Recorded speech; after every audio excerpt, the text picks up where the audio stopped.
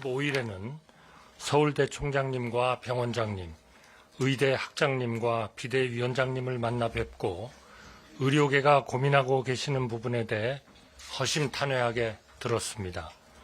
아산병원에서도 서울대병원에서도 필수 의료에 종사하시는 의사 선생님들이 수십 년간 모순이 누적된 의료 시스템 속에서 사명감을 가지고 치열하게 노력해 오셨다는 것을 느꼈습니다. 비단 아산병원이나 서울대병원뿐 아닙니다. 마산의료원 등 지방 공공의료원을 방문했을 때는 어려운 상황에서도 최선을 다해 비상진료체계를 유지하고 계신 모습을 보았습니다.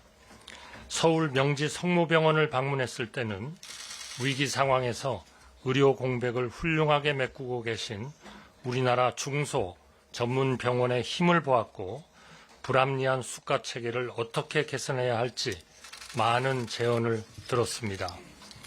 또한 환자분들의 목소리, 간호사와 구급대원 여러분의 말씀, 비상진료체계 최일선에서 올라오는 보고와 언론 보도도 주의 깊게 귀 기울이고 있습니다. 말기암 아버지의 항암 치료가 연기되었다는 사연, 호스피스에 입원하신 환자단체 회장님의 호소, 위급한 분들이 누울 병상을 찾는 상황실 직원들의 고충에 마음이 무겁습니다. 전공의도, 의사도, 환자도 다 같은 국민입니다. 서로의 입장은 다르지만 지금의 어려운 상황이 조속히 해결되길 바라는 마음은 모두 똑같다고 생각합니다. 지금의 상황이 하루빨리 해결될 수 있도록 정부는 최선을 다해 노력하겠습니다. 국민 여러분, 의대 증원에 반발하며 시작된 의료계의 집단 행동이 한 달을 채워가고 있습니다. 그동안 정부는 비상진료체계를 차질 없이 유지하는 한편 국민들께 약속드린 의료개혁을 속도감 있게 실행해 나가는데 전력을 기울여 왔습니다. 필수 의료와 지역 의료를 살리기 위한 의료개혁은 더 이상 미룰 수 없는 과제입니다. 빅5 병원 간호사가 뇌혈관 질환으로 쓰러졌는데 수술할 의사가 부족해서 돌아가신 지 벌써 2년이 되었습니다. 지난 1월에는 대구의 10대 여학생이 4층 높이 건물에서 떨어졌는데 받아주는 응급실이 없어 구급차에서 숨지는 안타까운 사건마저 있었습니다. 이번 의료계의 집단 행동이 시작되기 전에도 우리 국민들은 소아과 오픈런, 수도권 원정 치료 등으로 오랫동안 불편과 고통을 겪으셨습니다. 윤석열 정부는 이런 난제를 해결하기 위해 출범 직후부터 핵심 국정과제로 의료개혁을 추진해 왔습니다.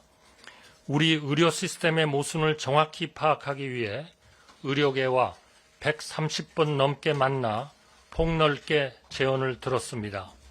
의료개혁의 핵심은 우리 국민이 지금 당장은 물론 앞으로도 만족스러운 의료 서비스를 누릴 수 있도록 하는 데 있습니다.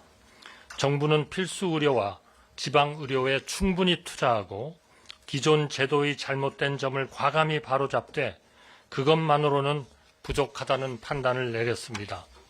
인구 변화와 사회 변화, 의학의 발달 등 여러 가지 요소를 고려할 때 의사 인력 자체를 충원하는 작업 없이는 국민들에게 의료 서비스를 충분히 공급하는 데 근본적인 한계가 있다고 판단하였습니다. 우리나라는 지금도 인구 1,000명당 임상 의사 수가 한의사를 포함하면 OECD 회원국 중 꼴찌에서 두 번째, 한의사를 제외하면 OECD 꼴찌입니다. KDI, 보건사회연구원, 서울대 등 국내 정상급 전문가들이 과학적인 분석을 통해 2035년에는 의사 1만 명이 부족하다는 결론을 내렸습니다. 우리 사회에 급격히 진행되는 고령화도 감안했습니다. 2035년이 되면 우리 국민의 30%가 65세 이상 고령 인구가 됩니다. 고령 인구의 입원 수요는 30, 40대에 비해 11배 이상 높다는 건보공단의 통계에서 보듯이 앞으로의 의료 수요는 폭발적으로 증가할 것입니다. 의사 인구 20%도 70대 이상 고령이 되는 만큼 절대적인 의료인 부족은 피하기 어렵습니다. 지금이라도 의대 정원을 늘려 꾸준히 의사를 길러야 그 해결에 실마리를 찾을 수 있습니다. 이에 정부는 의대 증원을 하기로 결정하였습니다. 그 뒤 정부는 증원 규모를 최종 결정하기에 앞서 전국 의대의 교육 여건과 희망 인원을 여러 차례 협의하고 직접 조사도 하였습니다.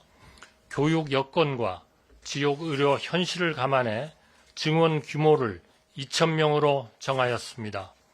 내년부터 2,000명을 증원하더라도 우리나라 의대의 교육 여건은 충분히 수용 가능합니다. 2,000명을 증원하더라도 현행 법령상 기준뿐 아니라 의학교육평가인증원의 인증 기준을 준수할 수 있음을 확인하였습니다. 현재 규정상 의대 교수 1명당 학생 수는 8명이지만 전국 40개 의대의 평균은 교수 1명당 학생 1.6명에 불과합니다. 심지어 교수 1명에 학생이 0.4명인 곳도 있습니다. 해외 대학과 비교하면 미국 의대는 한 학년이 평균 146명 규모이고 독일은 243명, 영국은 221명인 반면 우리는 77명입니다. 2,000명을 증원하더라도 127명에 그칩니다. 2,000명의 증원은 의사 부족을 해소하기 위한 최소한의 숫자입니다. 일각에서는 이번 사태 해결을 위해 의대 정원을 원점에서 재검토하거나 더 적은 규모로 타협하자는 의견마저 내고 있습니다. 국민 여러분, 정치적 손익에 따른 적당한 타협은 결국 국민의 피해로 돌아간다는 사실을 우리 정부는 뼈아프게 받아들이고 있습니다. 2000년 의학분업을 할 때 정부는 의료계의 반발에 밀려 의대 정원 351명을 감축하였습니다. 그때 351명을 감축하지 않았더라면 지금까지 6,600명의 의사가 추가로 확보되었을 것이고 2035년에는 1만 명이 넘는 의사가 배출되었을 것입니다. 지금부터 2,000명을 증원하여 달성하고자 하는 바로 그 규모입니다. 결국 2000년의 타협이 2035년의 의사 부족을 초래하였고 2024년 올해의 갈등과 분란을 낳고 있습니다. 지금의 혼란과 국민들의 겪는 고통에도 정부는 의대 정원 확대를 달성해야 하는 이유가 여기에 있습니다. 국민 여러분, 그리고 의사 여러분, 의대 증원만으로 필수 의료와 지역 의료의 문제를 모두 해결할 수 없다는 점을 정부는 잘 알고 있습니다. 의대 증원은 의료개혁을 위한 필수 조건일 뿐 충분 조건은 아닙니다. 이에 정부는 의료계의 오랜 요구사항을 충실히 반영하여 의료개혁 4대 과제를 마련하였고 속도감 있게 실행하고 있습니다. 우선 올 들어 1조 원을 들여 필수 의료 수가를 인상합니다. 향후 5년간 10조 원 이상을 이 분야에 더 투자할 것입니다. 필수 의료 분야를 중심으로 전공의의 수련비를 지원하고 연속 근무 시간을 줄이는 시범 사업도 곧 착수합니다. 내일은 전공의 처우 개선을 위한 정책 토론회도 개최됩니다. 또한 정부는 필수 의료 중심으로 보상 체계를 개편하기 위해 세부 계획을 마련하고 본격적으로 진행하고 있습니다. 필수 의료 분야의 의료인들이 가치에 걸맞게 정당하게 보상받고 보람있게 근무할 수 있는 환경을 만들어 가겠습니다. 의료개혁의 또 하나의 축은 지역의료 강화입니다. 그리고 가장 절박한 분야이기도 합니다. 정부는 지역의료 강화를 위한 조치를 신속히 추진해 가고 있습니다. 지역의료에 대한 투자를 강화하고 우수한 지역병원을 적극 육성하겠습니다.